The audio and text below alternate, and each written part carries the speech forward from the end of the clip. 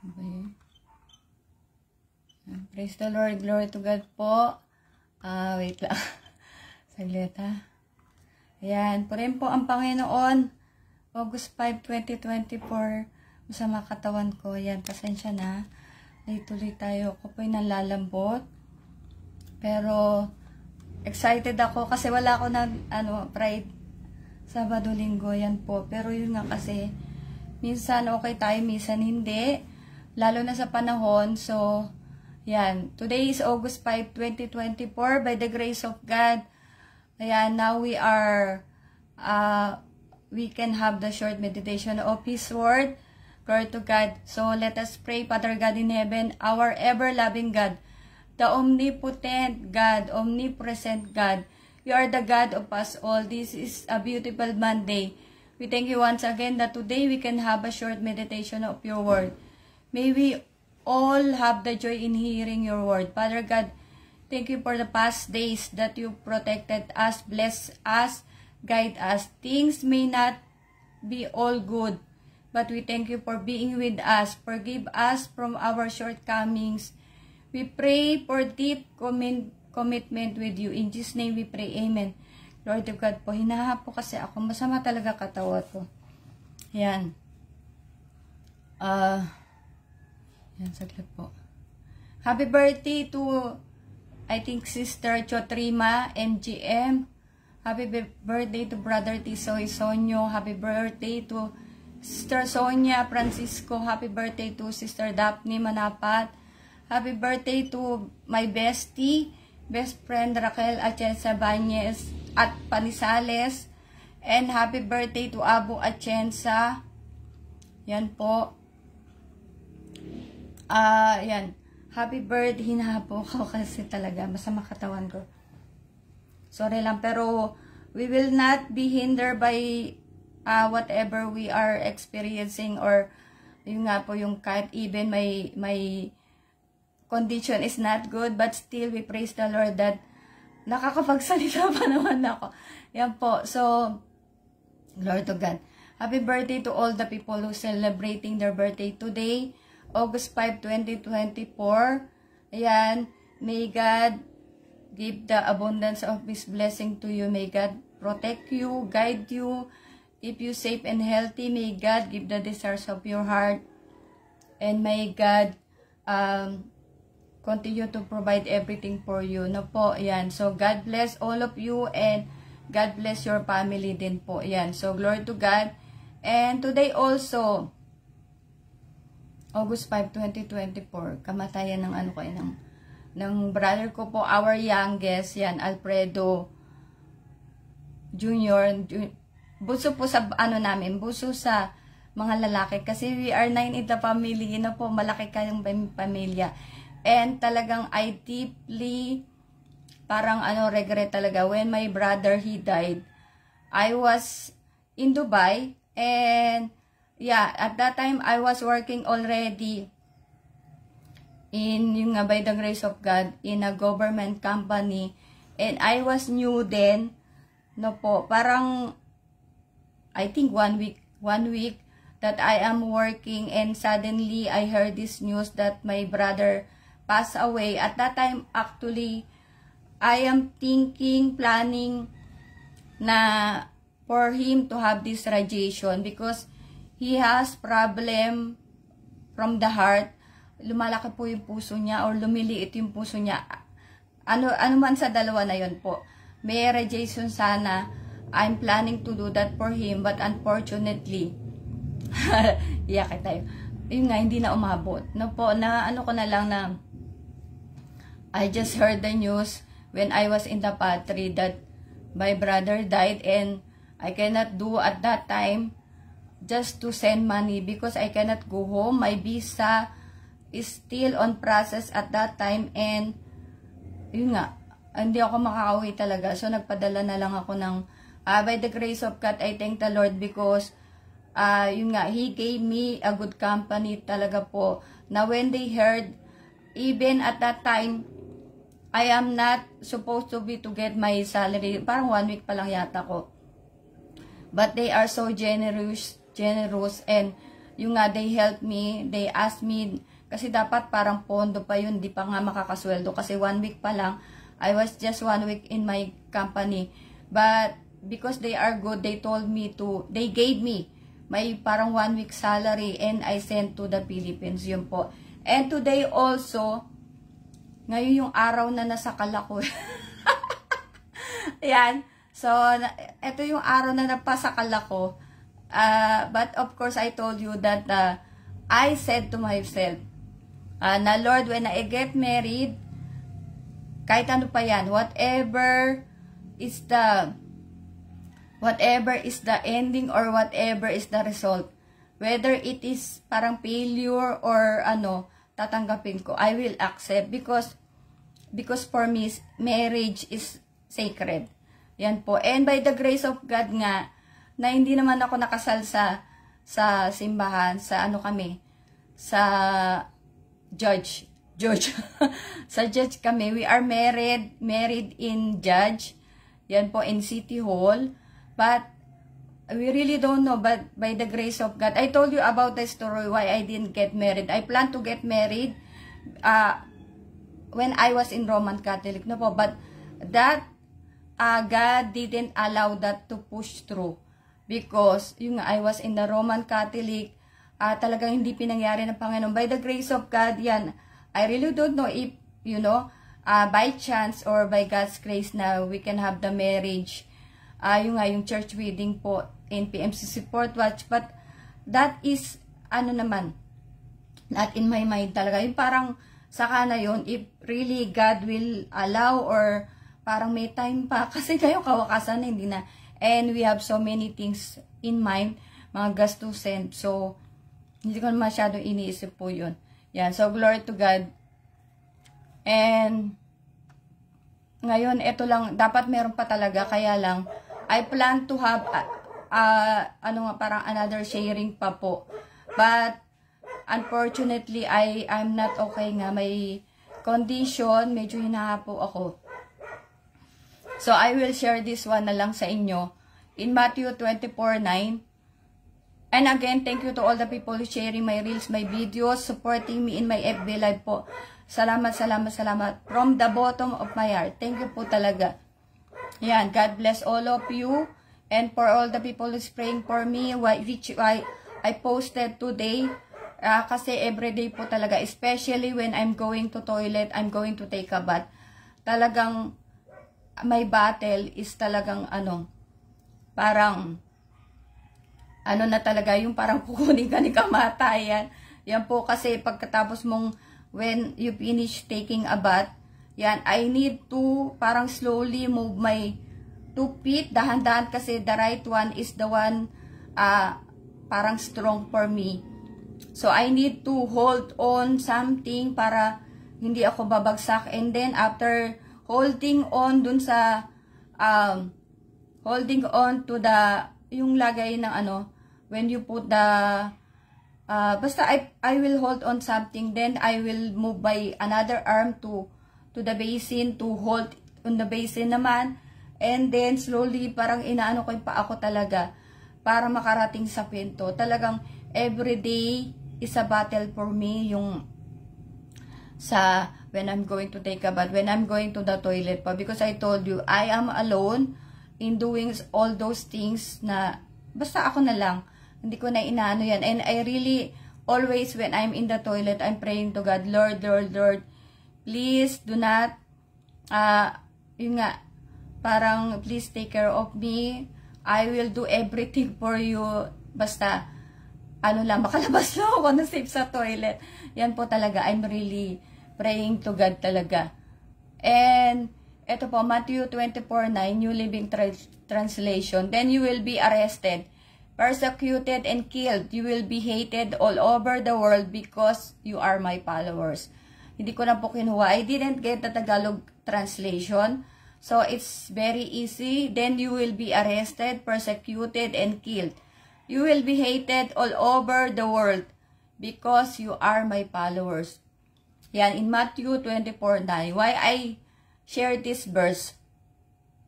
You know, just, I think the other day, I watch in YouTube there is a Jesus revolution in Iran.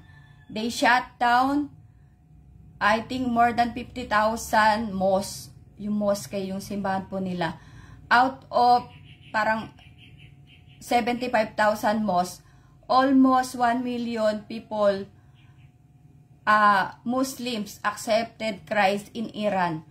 In the interview which I watched, accepting new life in Christ, of course, meaning accepting the possibility of ending your life in this world. Some were tortured to death. Actually, I don't know if it's Iran or Afghanistan. The video which is showing po na they are being tortured to death. Yan. Because yung nga for them, Muslims, accepting new life in Christ, meaning accepting the possibility of ending your life. And you will see the people who are dead already by those punishment because they have a new life in Christ. Yung nga, they converted to Christianity. And some two comments I took from that. This is the one. I am from Iran and left Islam too and find the truth. Another one, I am Muslim from Iraq. Christ is King. Glory to God. So, we praise the Lord that now the people are beginning to understand the truth and knowing the truth na po. And someone, yun nga, those people who converted and tortured to death because of Christ will be in the rapture. By the grace of God, yung nga po yun muling pagkabuhay. And I think in Philippians 1:21, parang to live in Christ is gain. Paano ba yata to? To live, huwag na ilo, hindi ko memorize. Binura ko, sinulat ko na kanina Yan. So, basta meron in Philippians 1:21. No po. In, ano na tayo kasi nasa mapakiramdam ko Babalik-balik ako sa CR. Eto po. So, in Colossians 2:8, New International Version, see to it that no one takes you captive through hollow and deceptive philosophy which depends on human tradition and the elemental spiritual forces of this world rather than on Christ. Colossians 2:8, kayo'y magsipag-ingat baka sa inyo'y mabumiyag sa pamamagitan ng kanyang filosofiya at walang kabuluhang pandaraya. Ayon sa salit-saling sabi ng mga tao, ayon sa mga pasimulang aral na sa libutan at di ayon kay Kristo. Actually, there's so many verses pa, but you know, yun nga, I told you that I'm not good today. I just took that verse na po, there are some better verses which I can take, but I just took this verse na po. So, nakailang balik na ako sa CR, masama talaga pa kayo. Kaya, I always drink water so that the toxins will go. And why I share this verse also? Because someone caught my attention in the YouTube po. In Facebook. Yan. And sa mga port watchers na po, do not get angry with me because there is something parang relation. Yan po, I love you, God loves us. Opo. Yan. And actually, I don't really know that they are really port watchers. Why I said that? Because someone caught my attention in the FB. That person has so many followers. Yan po. And even, I saw some people who are watching my video, my FB live, even parang nag-heart pa sa akin. I don't know if those people are port watchers. Na po. Yan, I really don't know. And I love Port Watch Nation. Yan. Even you're not Port Watcher, I love you po. That's why we are sharing the word of God to you. Yan. But that person, actually, that's why see to it that no one takes you captive through hollow and deceptive philosophy, which depends on human. Yan, there are some other verses that is better na, yun na, parang more explanation po. But ito na lang kinuha ko. Yan. And parang kung magagalit kayo sa akin, kunyari, Port Watch po, yan. I will be more parang happy if okay lang for me if you will not listen to my FB Live, and you will more listen to the messages of our leaders, our apostle Jonathan Periol, Bishop Aldrin, Presbyter Eliasa, Bishop Reynald, those people. I don't mind if parang you'll get angry with me because of these things, because why? I saw that parang nilalike pa natin yan, we'll give some reactions we like, because what do I mean for that? Because those things na if we don't know the sound doctrine or the truth, yan, if we will listen to them, that person, we will be yung captive through hollow and deceptive philosophy. Yan po, we will be deceived. Yan, if we're going to start, some of those things he is preaching is correct. I will not parang I don't have anything against that. Some are correct.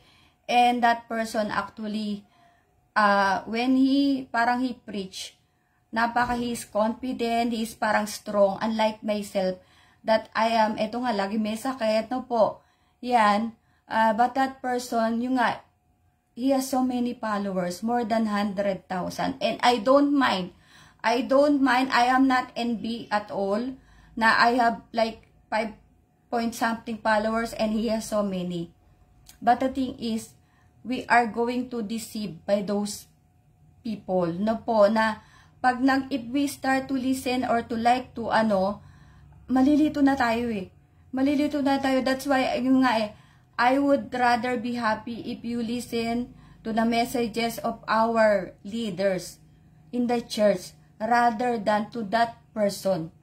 Ito po, meron lang, marami siyang sinabi. The day my attention was caught by that person, I saw some, yung pinipreach niya. Yan. And, hindi ko nakukunan lahat. Ito na lang po. 'Di ba? That's why we need to hear the word of God from the leaders and to discern which is from God and which is from evil. Yung 'di ba, yung spirit of truth and spirit of falsehood. Yan. So, do not be deceived, especially Port Watchers. If you are already in the Port Watch, remain. Okay po. Yan. So, wag na tayong magpalinlang. Glory to God. Meron siya sinabi rito na I don't know which church he is because I'm trying to check pero I cannot see. Parang hindi ko na inano Yan po. So, I really don't know which church he belongs. And he said something like, yung born again. Being born again. He said like, born again meaning literal birth, physical birth. That we have this water bag. May panubigan ang nanay daw. Yan. We have the mother. Before giving birth, she has this water bag. And of course, the water bag, the baby is inside. No po. And so he's telling that the born again in water and spirit, in water that you are in the water bag of the mother. Yan, that's what he means. Diba po? Yun ang pagkakaano ko. So sinasabi niya, he's saying that born again meaning born of water and spirit, that is physical birth, that we have the panubigan, the mother inside our tummy.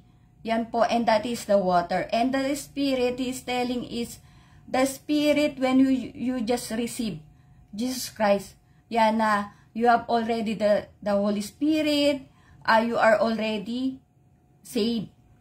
Yan, which is so wrong. Parang when I watch that one, alam ko matatawa ko sa kanya or parang basta nawindang ako. Yan po, I watch because yung it caught my attention. And I just curious what he is preaching, no po. Yan. So, when I heard about those things, talagang para na ano ba yun? Sabi kong ganun. Yung born of water and spirit, ibig sabihin sa panubig ka ng nanay, yun daw yung water, and the spirit, pag tinanggap mo na, automatic may espiritu ka na. And, he told about also this, James 2:14. Ito sa akin, James 2:14 to 17, because he said that about faith without work is dead. Parang he is, I'm not debating or anything. I'm just trying to explain, especially to the Fourth Watch Nation, that we should not be deceived. We should not, better na wag na tayo mag-reaction, yan po, because that will be the start of the deceitfulness or na madadaya po tayo. No po, I will be more happy if you will listen from the messages of our leaders. Yan po. Baka kasi malilito tayo, we will be confused afterwards. No po. So, glory to God, we should stick to our doctrine. Yan. You can watch, but do not heart or, because I saw those people, which I know also, na they heart, parang ganyan, nag-ano. And you can easily notice or understand or came to you those people who don't understand the Bible. Those people who doesn't have the Holy Spirit, or those people na naloloko na. Yan, naloko na ng mga taong gano'n. No po. So, glory to God. Ang sabi niya, faith without work is dead. Na always contesting about this James 2:14, no po. Na ang sabi niya, he said that faith without work is dead, meaning faith, the faith that he said that you receive Jesus Christ as your Lord and Savior, then you are saved already, and that will not be lost. We should, we're us in the Fourth Watch, that's why we are preaching the true gospel of Jesus Christ. Now we should take care of our faith. Because every day, every second, you sin. That's why every Sunday, we have 3 di ba po? Yan, so that to repent. Kasi, we need to really take care of our faith. Yan po. That is parang, yun nga opposite of what he said, that you have the faith and you are saved because you believe, and that will be forever. Okay po. So, he said, the faith without work, he is saying, the work will come after. Na after you believe, yan, and you believe you are already saved also. That's what he said. And then the work will come after that you already now a child of God, ganyan, you receive Jesus Christ, and then you will going to do good deeds po. Yan, na yun yung sinasabi niya na faith without work is dead. That's what he understood about those things. In James 2:14 to 17, yung International Version, what good is it, my brothers and sisters, if someone claims to have faith but has no deeds? Can such faith save them? Suppose a brother or sister is without clothes and daily food. If one of you says to them, go in peace, keep warm and well fed, but does nothing about their physical needs, what good is it? In the same way, faith by itself, if it is not accompanied by action, is dead. Glory to God. Kinuha po sa Tagalog, although pagod na ako. Santiago 2:14 to 17, anong pakikinabangan mga kapatid ko kung sinasabi ng sinuman na siya'y may pananampalataya at ngunit walang gawa? Makapaglilitas baga sa kanya ang pananampalataya iyan? Kung ang isang kapatid na lalaki o babae ay hubad at walang kakanin araw-araw, at ang isa sa iyo ay magsabi sa kanila, magsayayan kayong payapat, kayo'y magpapainit at magpakabusog, at kayo ngay hindi nyo ibinibigay sa kanila ang mga bagay na kinakailang ng kanilang katawan, anong mapapakinabang dito? Gayon din naman ang pananampalataya na walang gawa ay patay sa kanyang sarili. Glory to God. Which means, we already discussed that faith without work is dead. Meaning, of course, you have to believe that Jesus Christ is the Son of God, Jesus Christ is your Lord and Savior, and you have to confess all your sins. You have to repent. You have to receive baptism. That is the faith, the work.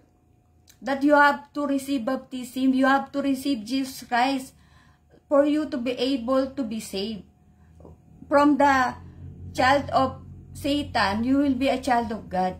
No po, hindi yung the opposite what he is telling. Yan, faith, that's why faith without work is dead. Hindi, yung nga faith, Romans 10:17, faith is from hearing and hearing the word of God. You will understand the truth, you will know the truth by always hearing the word of God from the sent ones of God. Yan, do not be deceived. I love Port Watcher po, di ba? That's why I told you, I will be more happy if you listen. If you don't want to listen to me, you will listen from our leaders better. Yan, better, so that you will not be deceived and so that your faith will become strong, so that your faith will grow. Yan po, because those people are from Satan. Sabihin ko na talaga kay Satan, sabihin ba na may panubigan daw eh. Panubigan yung born of water, diba? Yan, but I don't want to, of course, he also can be a child of God, can, yung nga, ano ba tawag dito? Can be a Port Watcher, diba? Better, yan, so that he'll know the truth, because he is deceiving the people, kasi, mas marami pa yung followers niya sa mahal na Apostle Jonathan Periole. I'm not envy at all, yan po, I'm not envy at all, but those people are deceiving, diba, the believer, sabihin ko na, believer ka na, tas nadadaya ka pa.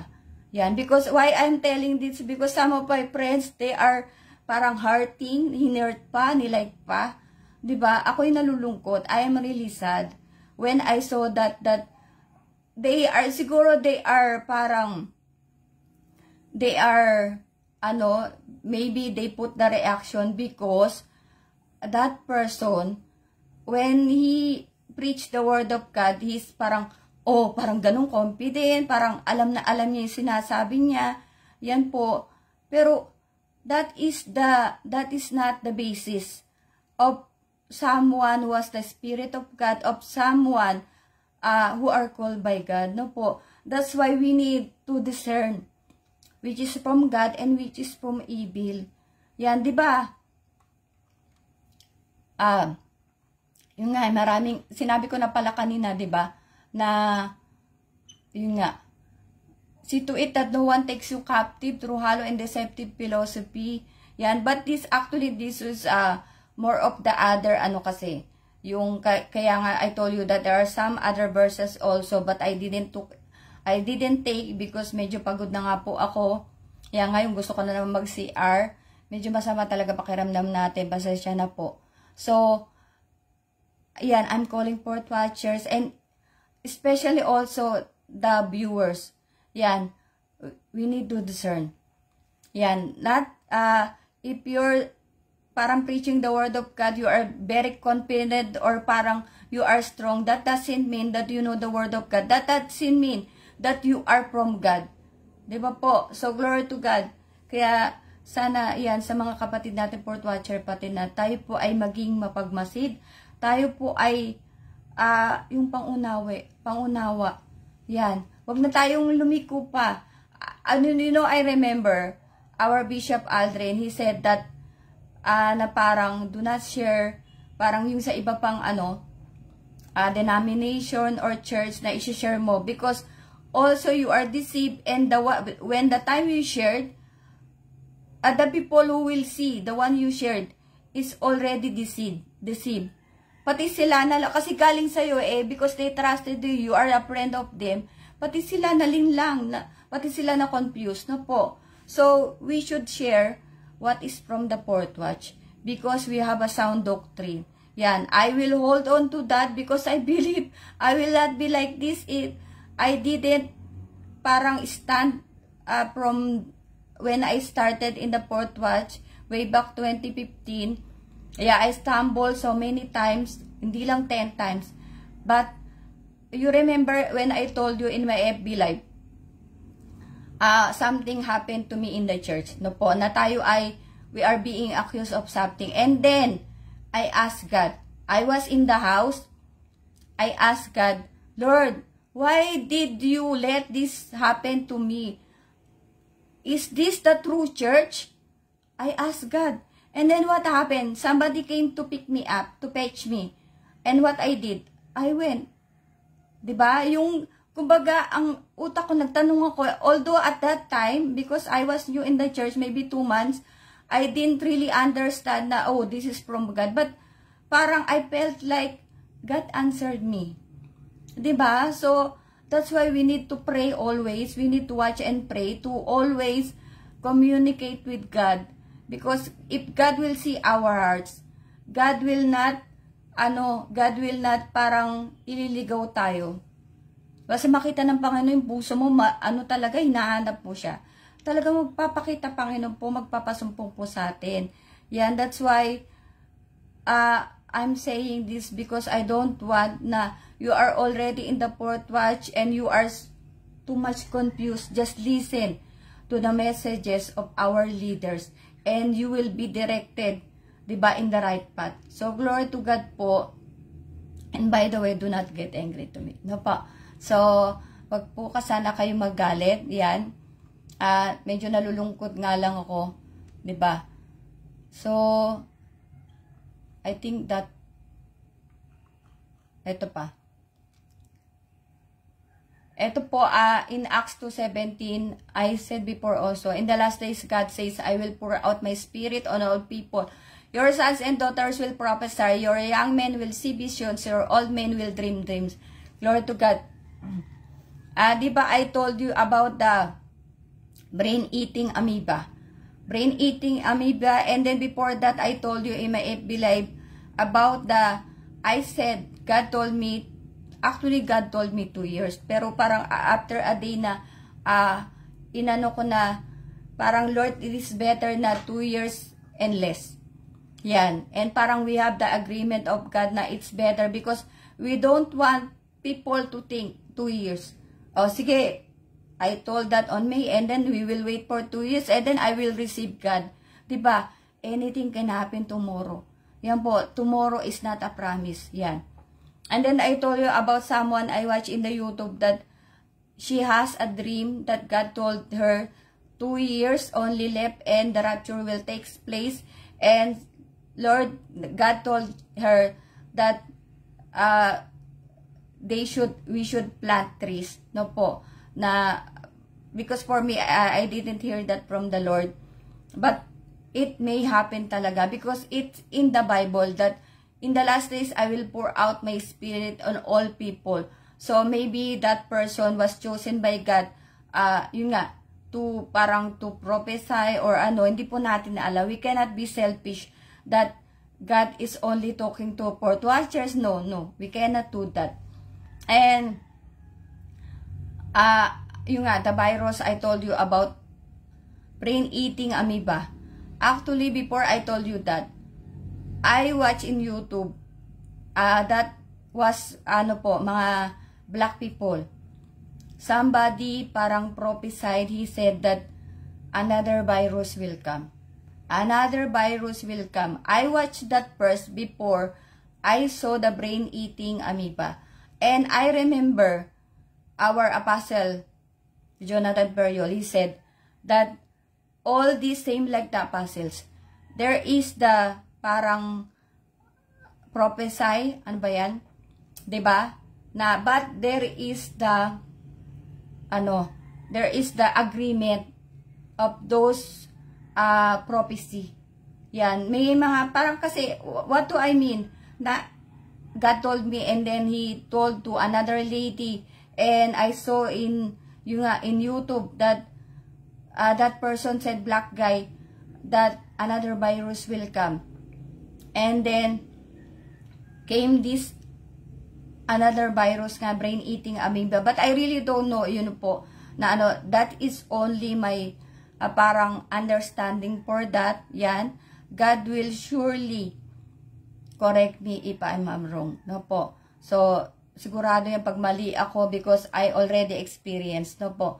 So, glory to God. Ayan. And you know, kasi nga, these things happening, you know po, hindi, ito na lang pala, ibahin ko na. Nakasulat pero wala kasi Tagalog translation. Ito pala, sumobre lang ako. Ay, walang, hindi ko pala nakuha English na to. Sige, Tagalog na lang. I forgot to take the English one. Anyways, Tagalog po, pasensya na sa mga nag-i-English. You just check in. Ito yung Proverbs. Proverbs 8:22-31. So, I will share this in Tagalog. Nung una pa, nilikha na ako ng Panginoon. Bago niya likain ang lahat, nilikha na niya ako nung una pa man. Naroon ako nang wala pa ang mundo, ang mga dagat, mga bukal, mga budok, mga burol, mga bukid at kahit pa ang mga alikabok. Naroon ako nang likain niya ang langit, maging nang likain niya ang tagpuan ng langit at ng lupa. Naroon din ako nang likain niya mga ulap, nang palabasin niya ang tubig sa mga bukal mula sa kalaliman. Nang ilagay niya ang hangganan ng mga dagat upang hindi ito umapaw, at nang ilagay niya ang mga pundasyon ng mundo katulad ko'y arkitekto na sa tabi ng Panginoon. Ako ang kanyang kasiyahan sa araw-araw at lagi ako masaya sa piling niya. Natutuwa ako sa mundong nilikha niya at sa mga taong inilagay niya dito. Glory to God. I share this one because so many are confused. No po. Yan. Actually, I will not share pero kasi nasulat ko na sa outline ko because so many people are confused. Lord Jesus Christ actually already here when God created heaven and earth. No po. Nanarito na kumbaga, di ba yung meron sa Bible na sabi yata, basta meron sinabi na paano mo nasabi yan kung ikaw ay parang bata pa lang, something, I don't know the verses, yan po. Basta which I'm trying to say is, our Lord Jesus Christ is already before this heaven and earth created, already God is here. Di ba po? Nauna pa ang Panginoon. He just came, yan po, yung nagkatawang tao siya. Yan, yung nga binigay ang kanyang bugtong na anak para sa mga tao, para tayo po ay tubusin. Yan, sa ating mga kasalanan, kasi makasalanan tayo. At yung nga yung, when the New Testament came up, when Lord Jesus Christ came, then came the New Testament. No po. So, glory to God, dyan ko lang tatapusin kasi, napalabas lang talaga po. Yan, and I'm telling the one above, yung I told you about that person, not to be boastful or anything because I told you, yung nga nasasad ako kasi, na nakita ko yung, I saw those people who hurt my life and I'm not envy at all talaga. But I thought na parang they understand, di ba? But when I saw that they put the heart, the reaction to that person, which is preaching the word of God falsely, nalungkot ako. But I really don't know if they are true port watchers na po, if they, how many, or parang, kumusta ba yung faith ng mga yon na but I saw someone na kilala ko talaga. Yan, I know that person very well, and, ayun nga, nasad ako, God loves us so much, and I love you all so much na po. That's why I'm telling this, so that, ayun nga, sabi ko, na I would rather be happy if you listen from the preaching of our leaders. If you don't want to listen to me, I will be more happy na sa mga leaders na lang po tayo makinig. Yan, wag na doon sa mga bulaan. Okay lang, it's okay that you listen to him. But do not hurt, yung nag-heart pa tayo, nagpupuso pa, nagla-like, or yung mas nakaamalala na we will share. But I didn't see anything. Hindi, I saw someone yata na nag-share. Pero not on that person, hindi yun, iba. Na, yun nga kasi, yung faith natin talaga, so many people, yung listener lang sila, na they will not accept, because that, I told you, you will start to know God, if you do the first step. Yan po, for our viewers, yan, you will do the first step. You go to any PMCC Portwa Church, pmcc4w.org, and listen to the Word of God. Yan. If you believe that Jesus Christ is the Son of God, Jesus Christ is our Lord and Savior, you confess, you repent, you confess all your sins, receive baptism. And listen to the Word of God from the sent ones of God. Yan po. Be, parang be patient enough to hear the Word of God every time there is a service po. Just listen, and God is looking at our hearts. There will come a time that God will reveal Himself to you, to us. Yan po, if He will see that you are a true follower of Christ, that you really wanted to follow God, yan, God will reveal Himself to us. No po. So, we cannot cheat God. We cannot cheat God. No po. Hindi pwedeng, it will not work out like, oh, I just wanted to parang to test this, or even you want to test, then go. Diba? At i-try nyo yung mga sinasabi ko. Diba? Yan, but God knows if you are cheating, na you will go to the church because you have some other intentions. No po. Yan, other than parang i-check mo lang or ganyan, okay lang naman yun eh. Diba? But I'm telling you, God will reveal Himself to those who has parang clean heart, conscience, or to those people who are seeking Him. Talaga kung sino naghahanap sa Kanya, magpapasumpong po ang Panginoon. Pero pag ikaw, ka lang, yung parang ikaw ay lang, ewan ko, hindi ko alam matawag doon eh, no po. So, andun siyang kakaalam. Na po, hindi natin pwede dayan po ang Panginoon. Glory to God, tayo po manalangin. Dakilang Diyos, purihin ka sa araw na to, Lord. Salamat po. Salamat sa iyong mga salita na nagpalakas po sa amin, sa iyong katotohanan. Salamat sapagkat sa kabila ng masamang katawan na iwabang likod, Lord, pinagtagumpay mo ako.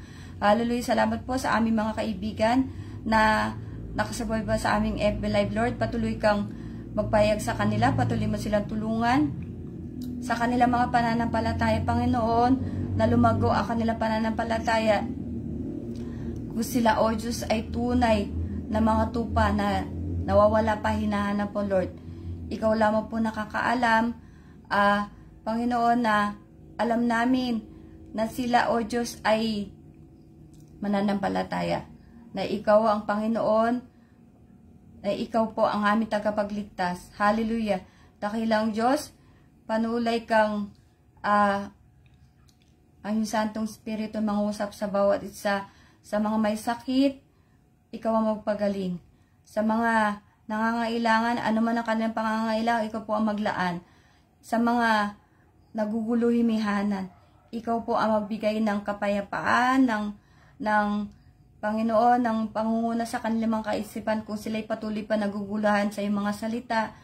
Patuloy nilang hanapin ang iyong mukha, ang katotohanan, Panginoon.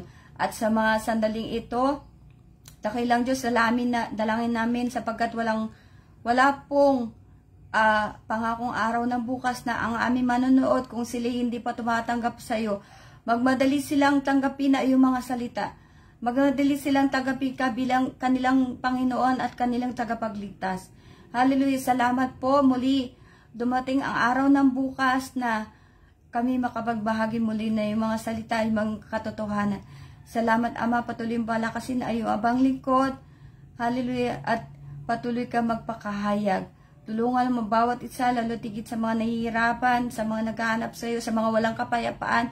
Ikaw po ang magbigay ng kapayapaan, pag-asa sa aming bawat isa sa amin, sapagkat ikaw lamang, O Diyos, ang aming pag-asa. Salamat po, habang buhay kaming magpapasalamat, patuloy namin ibabalik ang walang hanggang pagluluwalhati, pagpupuri sa matabis na pangalan ni Jesus.